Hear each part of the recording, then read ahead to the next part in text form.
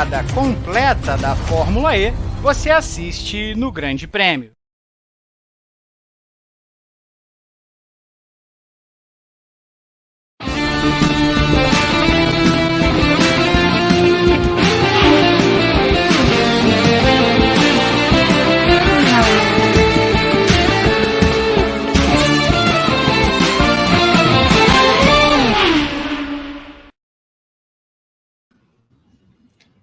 Fala pessoal, ligado no Grande Prêmio, sejam bem-vindos a mais um Paddock Sprint, uma live pocket para a gente debater os assuntos mais abordados, mais quentes da semana. E hoje a gente está aqui para abordar a desagradável Red Bull. Mas calma, não sou eu quem está falando, não.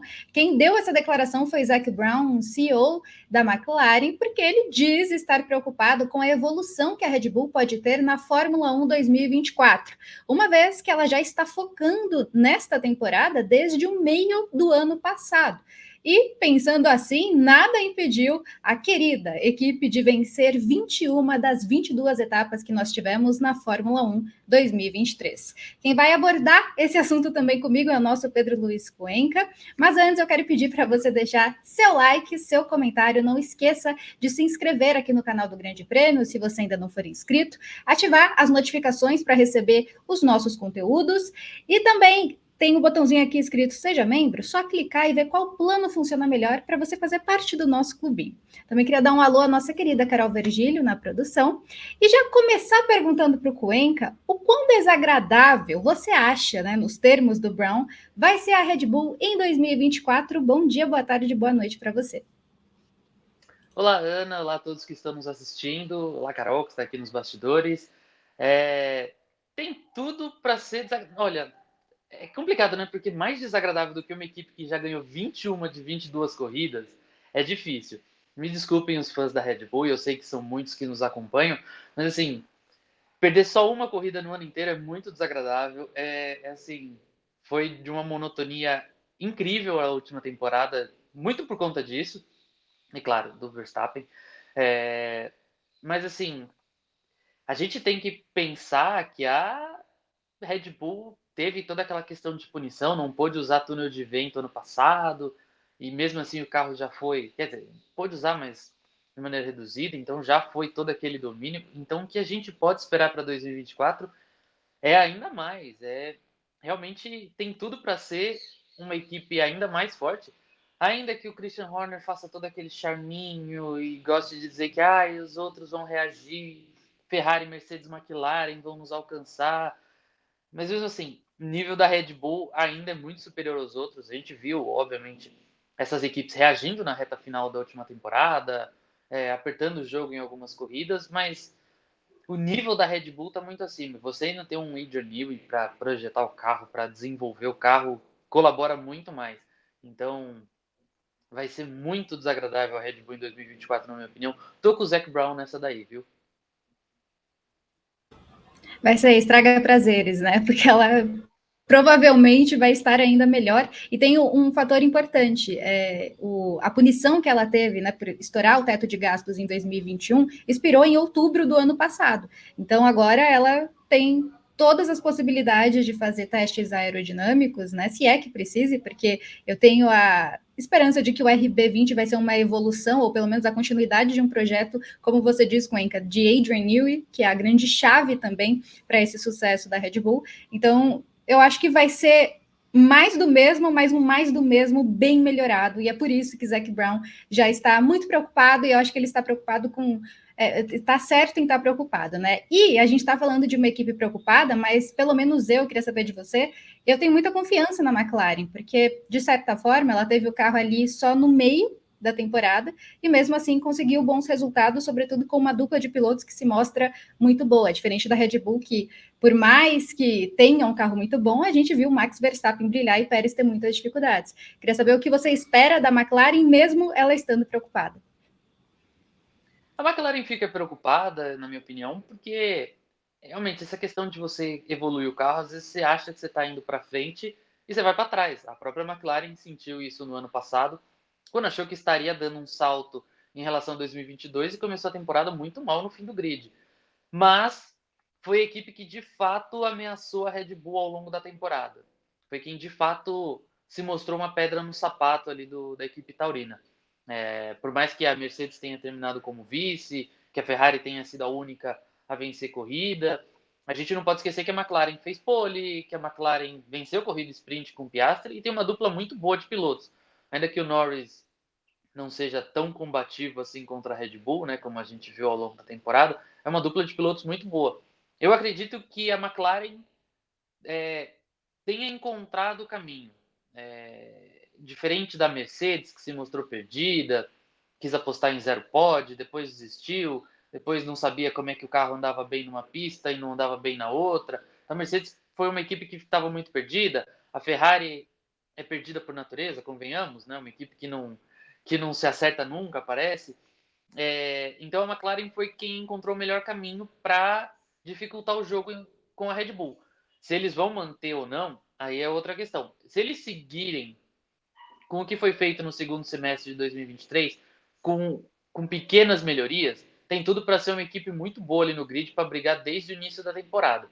Se eles quiserem revolucionar o carro, como eles, nossa, super revolucionaram a pintura que apresentaram nessa semana, não vai ter que reaprender, vai ser toda essa questão de cair para levantar de novo. Então, eu acho que a McLaren ela tem um bom caminho, ela tem um bom acerto, e a partir daí ela pode realmente ser um incômodo para a Red Bull. Resta saber se vai mesmo ou não. Eu acho que com o que ela já fez, com a estrutura que tem, com a dupla de pilotos, a McLaren tem tudo para ser um incômodo em 2024, e a Red Bull tem essa questão que você comentou, né? Só tem um piloto. O Pérez fez pouco, quase nada em 2023, então a Red Bull vai ter que tomar cuidado, porque se a McLaren continuar muito boa, é uma luta muito ingrata de 2 contra 1. Pois é. Eu concordo muito. Eu acho que o grande acerto da McLaren em 2023 foi ter um plano de atualizações. Eles não é que eles levaram, nossa, a gente vai modificar completamente o carro. Mas acho que, se não me engano, ali a partir do GP da Áustria, eles começaram esse plano de atualizações, que era 50%, depois levar 25% e mais 25% ao longo da segunda metade da temporada. E isso deu muito certo, porque eles foram crescendo. Diferente de uma Mercedes, por exemplo, que era muito instável, mesma coisa com a Ferrari. E é isso que também eu quero muito ver como vai acontecer em 2024, porque a Mercedes vai trazer um carro revolucionário, pelo que ela disse. O W15 vai ser completamente diferente, mesmo eles inocentando o zero pod, pasmem, Mercedes segue inocentando o zero pod, né? Mas eu acho que a McLaren, ela realmente achou o caminho, e é isso que você falou. Eu acho que você pode pensar que está revolucionando, mas você pode dar 10 passos para trás. Eu acho que a McLaren está no caminho para conseguir um projeto consistente. Porque se você tem uma Red Bull que acerta tanto e tem um carro tão bom e tão consistente, você, no mínimo, precisa ser uma linha, não ter uma coisa muito revolucionária que vai te levar para trás. Mas eu queria perguntar, aproveitando só que uma coisa, posso só Claro. apresentar um negocinho? Desculpa. Claro. A McLaren tem que tomar um cuidado em 2024, que na última temporada essas atualizações ela fez primeiro no carro do Norris, depois ia para o carro do Piastri, e agora eles estão quase que em pé de igualdade. O Piastri mostrou no segundo semestre que ele pode ser tão bom quanto o Norris. Então vai ter que administrar essa briga de egos ali dentro também, porque você tem 2 grandes pilotos e que vão querer as atualizações primeiro. Então você vai priorizar o piloto que está mais tempo, o piloto que está com o melhor resultado no campeonato. O que a McLaren vai fazer nessa questão aí vai ser bem interessante de acompanhar em 2024.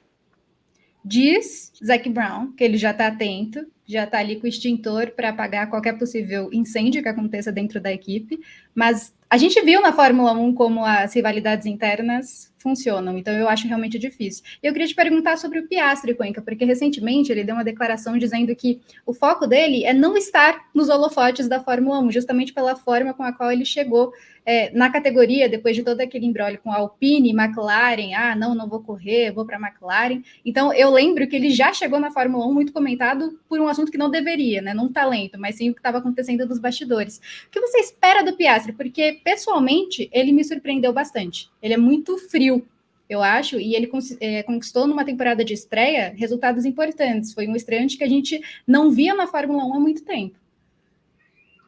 Sim, e o Piastri ele tinha tudo para chegar na Fórmula 1, super badalado pelo que fez dentro das pistas. Afinal, ele ganha a Fórmula 3, depois ele vai para a Fórmula 2, ganha logo no ano de estreia. Aí tem essa pausa por conta de toda a falta de planejamento da Alpine, que é algo histórico da equipe. E aí ele vai para a McLaren e, e aí ele ganha mais holofotes por toda essa questão judicial, por toda essa confusão que se se agigantou nos bastidores. Eu acho que ele tem um potencial enorme ainda, é um menino muito novo, fez só um ano de Fórmula 1, mas ele é muito talentoso porque ele parece que não tem muito medo dos outros. É uma coisa dessa geração nova da Fórmula 1. Você via muito nas antigas do piloto chegar, querendo respeitar os outros, né, tomar cuidado nas freadas com os mais experientes, mais vitoriosos. E essa geração, a partir assim do Verstappen, a gente viu que não tem muito essa questão de você ganhou mais do que eu, tô nem aí, eu vou para cima mesmo, se eu tiver a chance de passar eu vou. E o Piastri é um desses pilotos que ele não perde uma oportunidade de ultrapassar, de ir para cima, de incomodar o companheiro de equipe, como fez nessa temporada. Então, ele é eu acho que ele é um dos grandes nomes para a gente ficar de olho em 2024, se não o grande nome, porque a gente já viu de tudo do Verstappen, a gente já viu de tudo do Hamilton, o Norris ainda a gente tem certas dúvidas em algumas questões, a Ferrari idem, então a dupla da Ferrari, né, no caso. Então eu acho que o Piastri é o grande nome para ser observado, para ver se 2023 foi de fato o início de uma jornada ou se foi apenas igual um golfinho, né? Ele sobe, depois desce, volta para a água e fica ali, se Desaparece. esconde, desaparece, exatamente. É. Então vai ser bem interessante de observar. E eu comentei agora aqui que o Piastri ganhou a Fórmula 3. Eu lembro que eu estava na cobertura daquela Fórmula 3 do título, foi em Mugello, e ele ganhou do grande Logan Sargent. Eu sempre gosto de lembrar disso. Um nome A para gente ficar de quase olho. que eu gosto de lembrar disso, que a gente quase viu o Logan Sargent sendo campeão da Fórmula 3. Que tristeza. Foi no quase. E, Felizmente. exatamente, mas eu concordo muito com o que agora eu tô lembrando também. Mas eu concordo muito com o que você falou. Eu acho que a dupla da McLaren, eu estou muito ansiosa para assistir essa temporada, como vai funcionar, porque não só a postura do Piastri, mas como o Norris vai reagir a isso. Porque, assim, ele teve lá a dupla com o Sainz, que era um cara mais experiente, ele era um novato, depois teve o Ricardo, e ele carregou a equipe nas costas, acho que isso é muito claro para todo mundo. E com o Piastri, eu acho que foi o momento ali de ter um piloto jovem tão talentoso quanto ele, e que conseguiu resultados numa temporada em que o Norris, ele para mim, ele foi um pouco instável também, justamente pelo início muito ruim da McLaren, depois obviamente ele melhorou, mas eu acho que o Norris sentiu em muitos momentos a chegada do Piastri, sobretudo por ser um estreante, como eu disse, que surpreendeu pelos resultados. Então eu estou bem ansiosa para saber a reação que o Norris vai ter e também a posição dele, né? Porque uma das maiores críticas ao Norris em 2023 foi as oportunidades perdidas. Queria saber como você vê isso, porque você falou do Piastri, ele é um cara que não parece perder oportunidades e a gente viu ele realmente não perde. Como você acha que vai ser isso com o Norris? Será que ele vai ser mais combativo do que poderia ter sido em 2023? Eu espero que sim.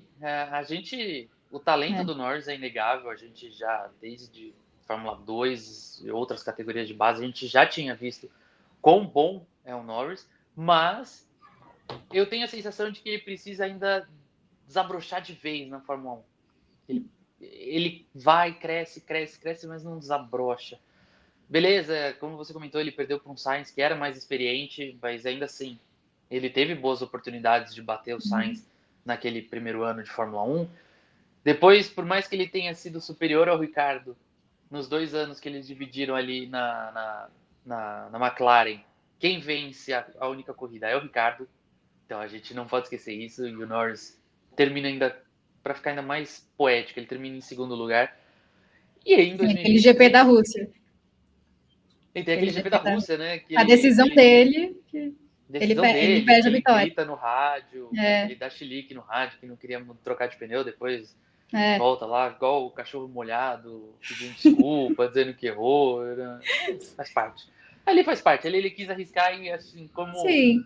como o rapaz subestimado, ele estava numa disputa só contra o Lewis Hamilton, né? Como ele era a força mais fraca ali, né? Ele era o mais fraco ali, ele quis arriscar e eu até achei válido. Foi burro, mas achei válido. Em 2023, o que ele perdeu de chance e assim, que ele principalmente contra o Verstappen, ele mostrou-se muito pouco combativo, tinha chance de brigar, ele não se esforçava muito. Depois ele até disse que, poxa, o carro era tão superior, o carro do Verstappen era tão superior que não fazia sentido eu brigar. E assim, convenhamos, meu querido, se você tem um carro mais fraco, é que você tem que brigar mais, aí você tem que se esforçar mais, você tem que mostrar que você é melhor que o outro de qualquer jeito, inclusive com o carro mais fraco. E ele teve essas oportunidades que passaram e eu não sei se vão voltar. E esse é o risco do Norris. O Piastri, na chance que teve ali no Qatar, ganhou a sprint dele e mostrou que pode ser um incômodo para qualquer um no grid. O Norris, eu ainda sinto que ele tem esse ponto a provar para todo mundo na Fórmula 1. E se ele não provar logo, ele vai ficar com essa fama de ser bom, mas não ganha, ser bom, mas não aproveita, como muitos outros tiveram recentemente e acabaram indo para posições inferiores no grid. Espero que não, porque eu também vejo um talento muito grande do Norris, mas eu concordo muito com isso. Eu acho que todo mundo sabe que ele tinha um carro, qualquer carro no grid era inferior. O da McLaren ali ele terminou em segundo, mas era muito inferior ao da Red Bull. Só que eu falava isso em 2021, porque em 2021 era Red Bull, Mercedes, Red Bull, Mercedes. E uma coisa que eu gostava muito de ver o Verstappen, eu sei que tem coisas que a gente pode até debater da forma como ele abordava muitas disputas, mas uma coisa que eu gostava muito do Verstappen é que ele podia não ter o melhor carro naquela pista, mas ele ia, justamente por isso, ele não tinha nada a perder. E é isso que eu senti falta do Norris. Eu sei que você podia não chegar, você não ia ganhar, porque a consistência na corrida é muito diferente, é muito difícil para um carro da Red Bull que é muito versátil. Mas você podia tentar, porque vai que você não tinha nada a perder.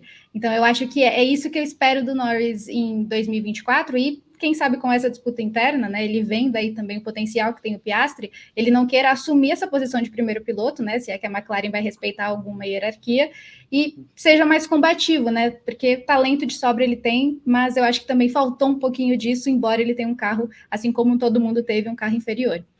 E antes da gente passar para o segundo tópico aqui do nosso programa hoje, eu queria te perguntar da pintura da McLaren, né? Porque a McLaren lançou a pintura. Eu sei que você parece um grande fã da pintura da McLaren. Comente mais, Cuenca, sobre a pintura. Nossa, simplesmente revolucionário. Eles tiraram ali um tracinho de azul, botaram preto, revolucionou. Viu? Pô, assim, eu gostei. Eu particularmente gostei. Eu acho que ficou bem bonito o carro ali com mais tom de preto e laranja, tal, ficou bonito. Tiraram aquele azul que não fazia muito sentido, mas era do patrocinador, então beleza.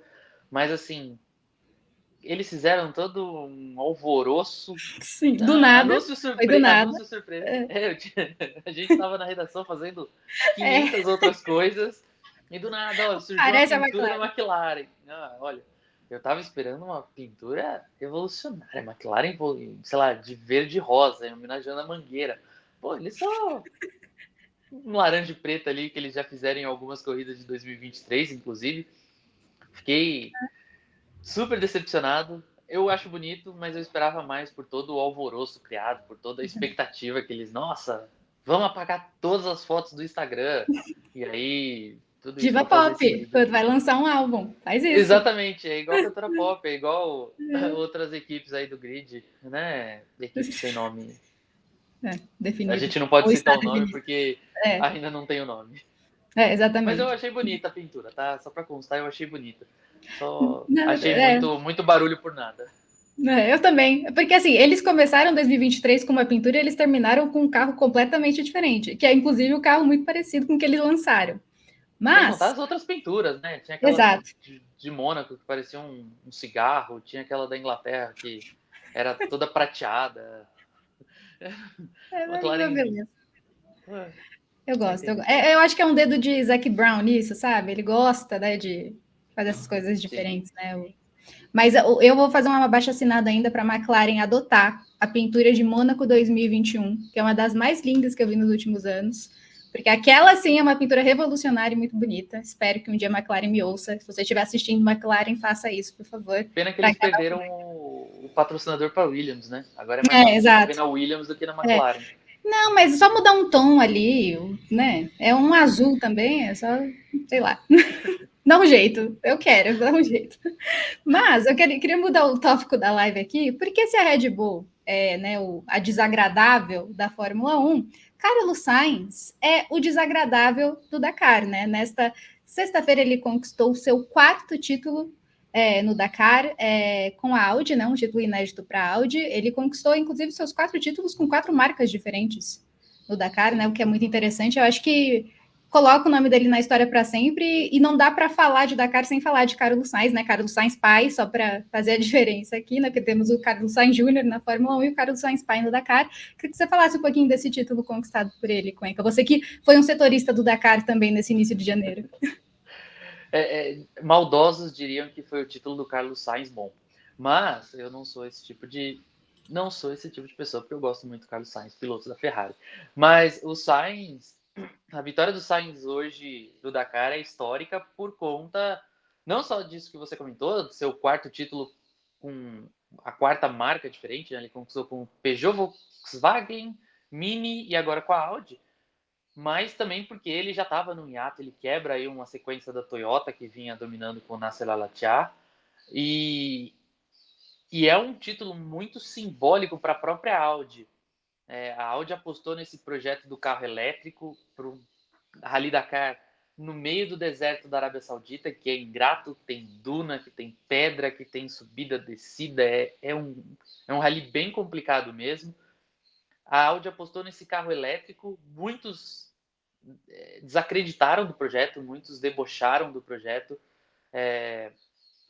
e nos primeiros anos fazia total sentido você debochar desse projeto, porque os pilotos não chegavam no final do Dakar, né? O Sainz sofreu nos últimos anos, o Matthias Ekstrom sofreu, o Peter Hansel, que é o maior vencedor da história do Rally, sofreu muito, e esses dois últimos, inclusive, o Ekstrom e o Peter Hansel, sofreram de novo agora em 2023, com problemas técnicos, com problemas mecânicos, e a Audi apostou, seguiu no projeto, era tão subestimado, tão menosprezado esse projeto, que o Nasser Al-Attiyah disse que o Sainz não chegaria no terceiro dia de Dakar, que a Audi não chegaria nem no final da primeira semana de Dakar, e olha só o que aconteceu, ele acabou levando o título, e levou um título com sobras. Ele fez ali uma primeira semana de Dakar quase que perfeita, vencendo etapas, saindo muito bem na maratona, que é uma etapa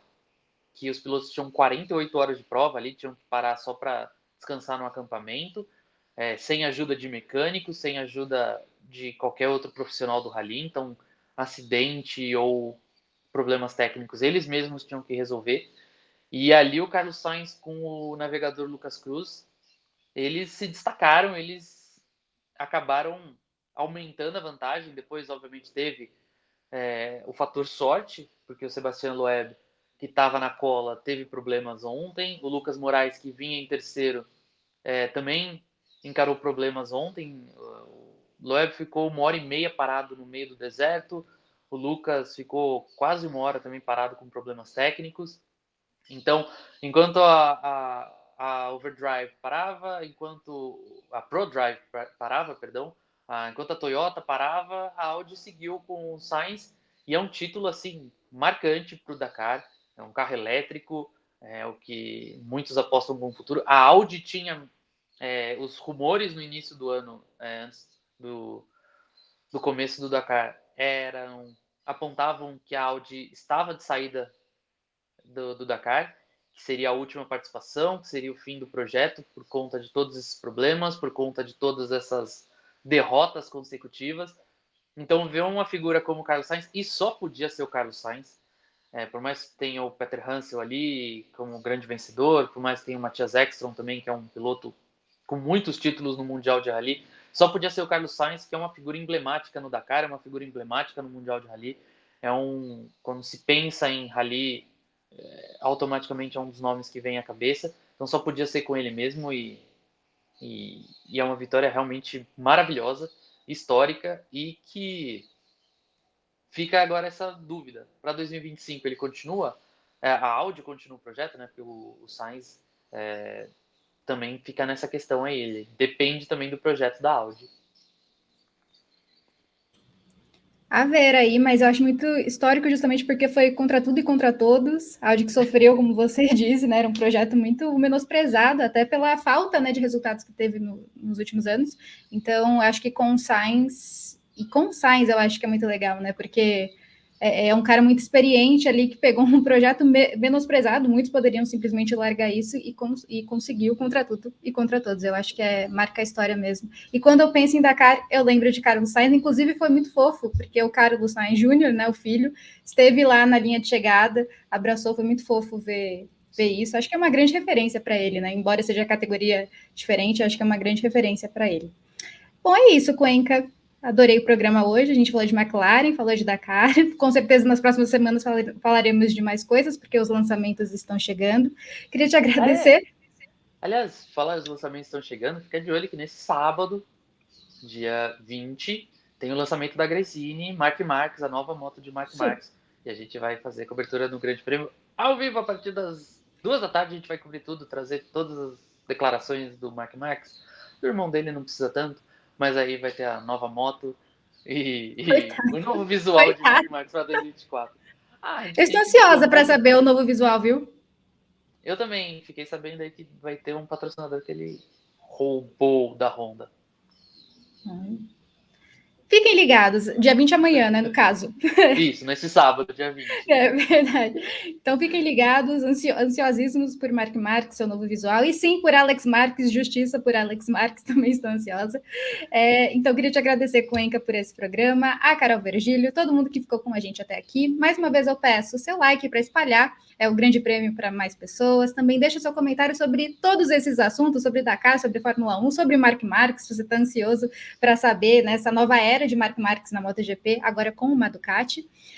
E também não esqueça de se inscrever, ativar as notificações e também clica aqui em Seja Membro, faz parte aqui do Clubinho do GP, vê qual plano funciona melhor para você. A gente vai ficando por aqui, espero que vocês tenham gostado e a gente se vê numa próxima.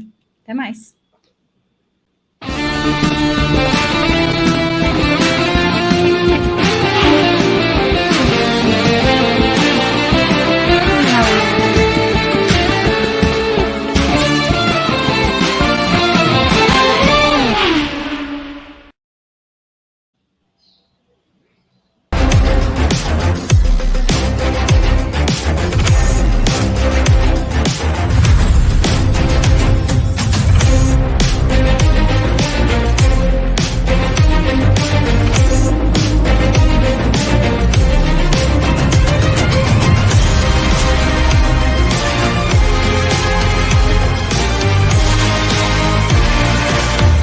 Temporada completa da Fórmula E, você assiste no Grande Prêmio.